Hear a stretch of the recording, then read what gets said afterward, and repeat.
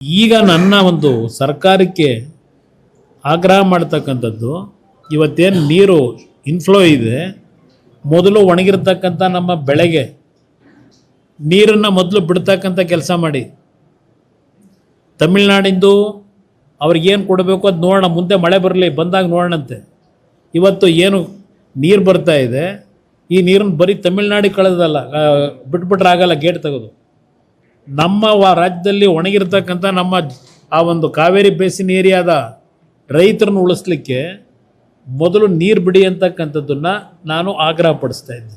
ಈಗ ನನ್ನ ಒಂದು ಸರ್ಕಾರಕ್ಕೆ ಆಗ್ರಹ ಮಾಡ್ತಕ್ಕಂಥದ್ದು, ಇವತ್ತೇನು ನೀರು ಇನ್ಫ್ಲೋ ಇದೆ, ಮೊದಲು ಒಣಗಿರ್ತಕ್ಕಂಥ ನಮ್ಮ ಬೆಳೆಗೆ ನೀರನ್ನು ಮೊದಲು ಬಿಡ್ತಕ್ಕಂಥ ಕೆಲಸ ಮಾಡಿ.